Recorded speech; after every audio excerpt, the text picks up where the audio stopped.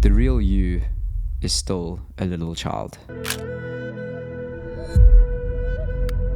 Hey guys, I'm Josh. I'm a South African filmmaker and photographer, and welcome to the channel. Welcome to my podcast series.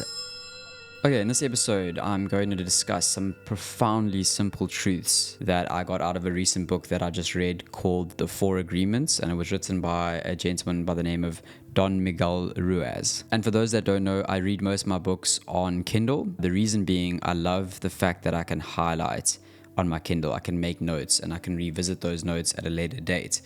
I feel like, what's the point of reading if you're not absorbing and getting something out of it and revisiting it? So the reason I read most of my books on Kindle is because of that fact. And what makes it even better is a program that I use called Readwise.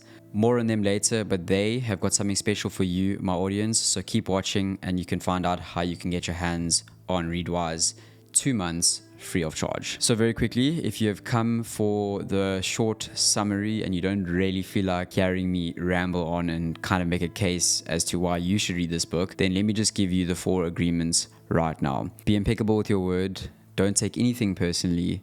Don't make assumptions.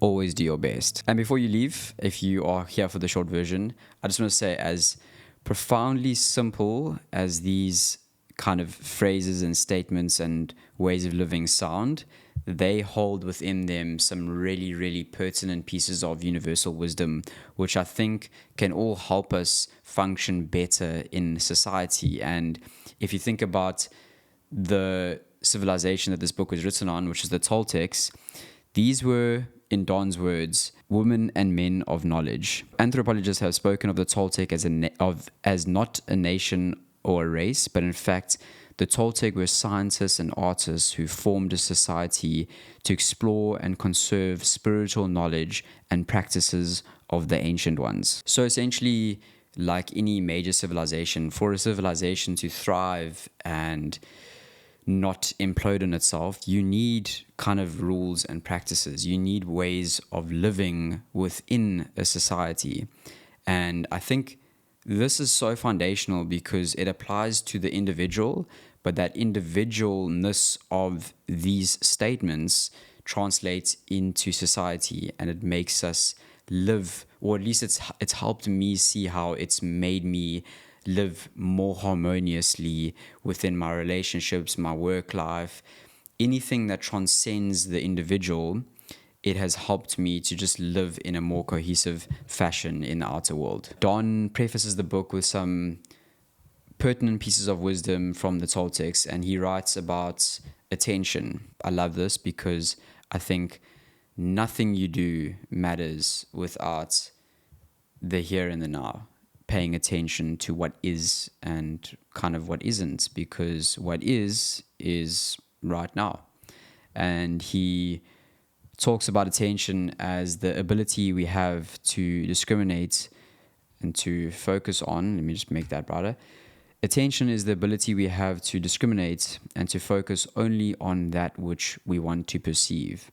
We can perceive millions of things simultaneously, but using our attention, we can hold whatever we want to perceive in the foreground of our mind. And in the book, he goes into this concept which the Toltecs wrote about, which is called Mitote. It's basically the fog of the mind. So by training your attention, you essentially are relieving the symptoms of Mitote, where there's like 1,000 things happening at once. When you actually practice the art of attention, which for me, one of the best ways you can do is literally just sitting still. Some would call it meditation, others would call it mindfulness. But sitting still, putting a timer on, noticing what comes up, focusing on your breath and having some sort of focus that brings you back again and again and again is training your body and your mind to understand that whatever's happening there, it's just noise. It's not actually the truth. And over time, that noise will just slowly start to simmer away, and you'll have a much clearer focus on not only what you kind of want to do in life, but also on who you are as a person, which I think is very, very important. And then he goes on to say that if you want to live a life of joy and fulfillment, you have to find the courage to break those agreements that are fear-based and claim your personal power. the agreements that come from fear require us to expand a lot of energy, but the agreements that come from love help us to conserve energy and even gain extra energy. I love this because this podcast, or at least the theme for this year, I've titled Fear Nothing. And the inspiration for this was a quote that I read that said, "We are all spirits driving a meat-coated skeleton on a rock hurling through space, orbiting a giant ball of fire." And then it ends with fear nothing. A lot of the agreements that we have with ourselves is fear-based. They're not coming from love. It's far harder to make agreements from love because we live in a society that has kind of made love the villain or the problem. We live in a society where especially Hollywood has made this kind of dramatization of love, and that has given us a lot of fear because we're scared of getting hurt. And this is natural. This is completely natural. But what if you made friends with fear? What if you realized that fear wasn't something to fear, that fear was something to kind of love, that fear was there to teach you beautiful lessons in life? And it's always going to show up, but how you expand on that relationship in your life is going to determine how joyful and how happy you continue your life, even in the face of fear. Agreement 1, be impeccable with your word. Your words are powerful. They are even more so powerful to yourself. That inner relationship you have between you and yourself. What you say you're going to do to yourself and what you do are two separate things. And we all know that feeling of knowing what we should do, but we don't quite follow through with it. And I'm saying this because, it's pretty obvious that words have power in the outside external world as well with other people. If you say you're going to do something to someone else and you don't do it, then trust is going to be eroded very quickly. Don writes, "The human mind is like a fertile ground where seeds are continually being planted. The seeds are opinions, ideas, concepts. You plant a seed, a thought, and it grows. The word is like a seed, and the human mind is so fertile." Love this. This really hit hard for me because if we keep kind of accepting those thoughts, and especially the ones that we don't want to accept, those non-agreements, they have potential to grow. And once that growth happens and it's being, it's the overgrowth is to the point where you don't have the tools in the moment to kind of cut the weeds out, it can be very difficult to break out of those cycles. But I truly believe that you can break out of the cycles. I truly believe that you can become a more grounded, more present, more joyful person than you maybe currently are through attention, mindfulness, awareness, and actually working through it systematically and realizing that it does take time. These things aren't going to change overnight. It takes time, and often what's needed the most is a sort of self-cultivation of love, not being too hard on yourself.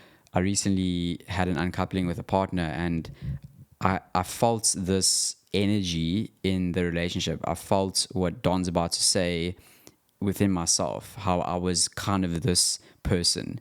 He writes, "Consider how many times you've gossiped about the person you love the most to gain the support of others for your point of view. How many times have you hooked the other person's attention and spread poison about your loved one in order to make your opinion right? Your opinion is nothing but your point of view. It is not necessarily true. Your opinion comes from your beliefs, your own ego, and your own dream. We all create this poison and spread it into others just so we can feel right about our own point of view." I mean, this is so true. One example I remember in the past with my relationship was sitting having dinner with friends, and my partner at the time expressing something and me kind of being against them. It was this crazy dynamic where I kind of really wanted to make my opinion right. But that is a fear, that is purely fear-based. If I was coming from a place of love, it doesn't really matter what my opinion is. What was needed in the moment was support. So this is one of those moments where through awareness and through presence, I've realized this about myself, is that I will do sometimes some shady things to kind of get my point across and make sure that I'm right. And this is something I can work on, Yes, things ended, but it means I can work on it in other aspects of my life, friendships, my relationship with my mom, etc. So this is the power of the book. This is the power of awareness. And this is the power of being impeccable with your word. Obviously, it goes without saying, there's a lot more to it. These are just some of the aspects that I have felt and resonated with. Maybe you won't, but that's why reading the book is going to be a godsend to you. Quick pause in today's video to mention Readwise. I reached out to Readwise because I've been using Readwise for years. When I read my books, I highlight them, and what they do is they send you this cool little email summary each day of your highlights on different books you've read. You can customize it to show certain books more and certain books less, if any. I love this because every day when I wake up, it's something that I will look at. And when I do go on my email, which I try and schedule some time for it, when I go on my email, I open up, the first thing I see is my Readwise highlights, and I go through them. And these highlights for me are just like little synapses that happen because you're now remembering the things that you are reading. So thanks to Readwise for hopping on board for this video and future episodes. Please click the link in my description. I will put it there. If you click my link and you sign up, you will get 2 months for free. So I look forward to hearing what you think of it, and let's get on with the video. So click the link in the description and go give it a go. You'll get 2 months for free. And I look forward to hearing what you think of Readwise.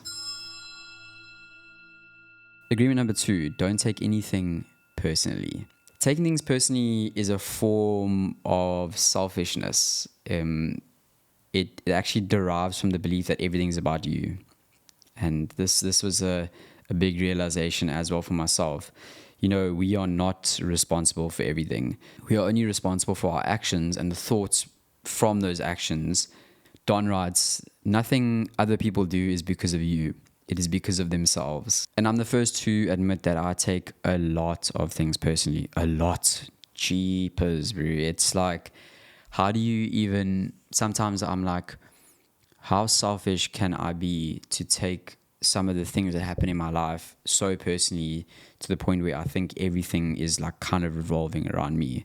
But you know what? Everyone's got their shit, eh? Everyone's on their own, as we say in South Africa, plak, which is like level.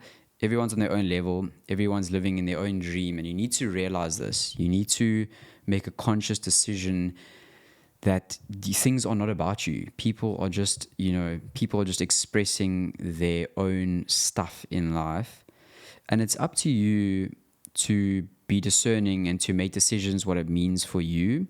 And I think it's going to make you and the other people in your life a lot happier. And sometimes people will take things personally with you not taking things personally, which is also a kind of mindfuck in and of itself.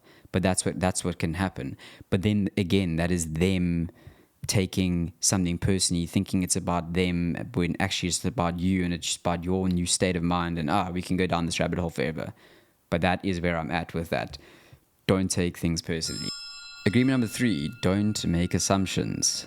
This piggybacks nicely off don't take anything personally, because often when we take something personally, we make assumptions. And Don in the book kind of draws this parallel between the two, which I'm not going to get into now.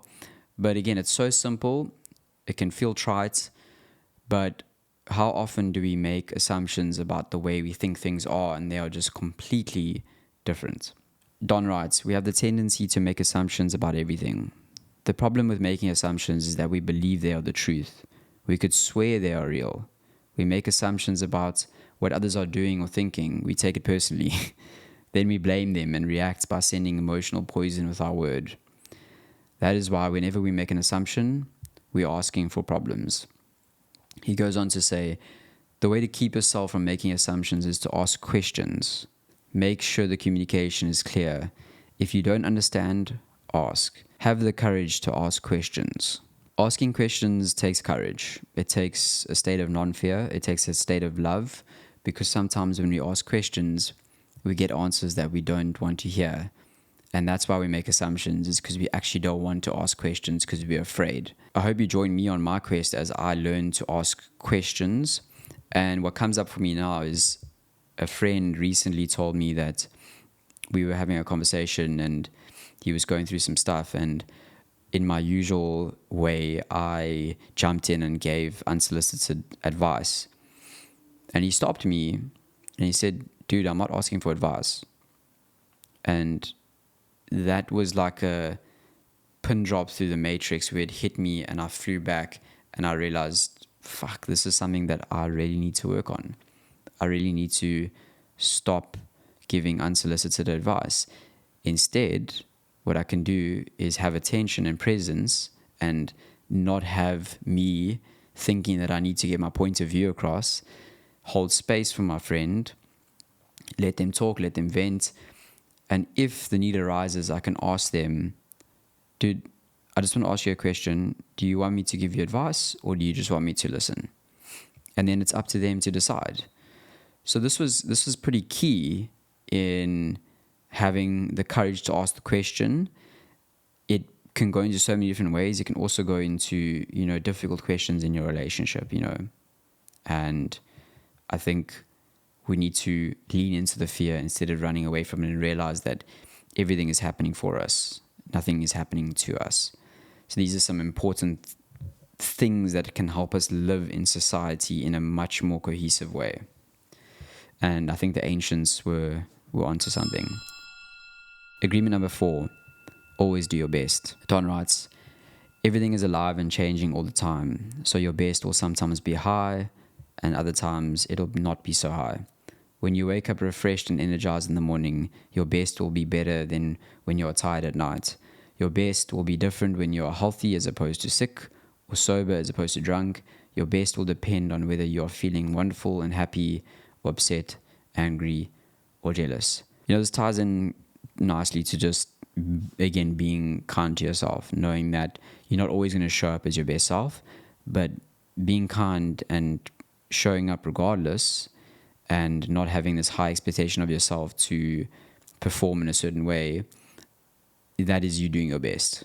Don goes on to say, God is life. God is life in action. The best way to say, "I love you, God," is to live your life doing your best. The best way to say, "Thank you, God," is by letting go of the past and living in the present moment. Right here and right now. Whatever your life takes away from you, let it go. When you surrender and let go of the past, you allow yourself to be fully alive in the moment. Letting go of the past, you can enjoy the dream that is happening right now. So at the end of the day, he talks, I think there is, if I had to just there is this kind of pendulum of love and fear. What are you going to choose in each moment? And I've been thinking about this recently quite a lot, is that when kind of little bit of confrontation evolves or tries to erupt, I think to myself, does the world need more fear now? Probably not. Maybe the world just needs a bit more love. He goes on to describe the real you. I love this. And this is kind of where I want to put the cherry on top on this amazing book. The real you is a little child. Don writes, "Very young children are not afraid to express what they feel. They are so loving that if they perceive love, they melt into love.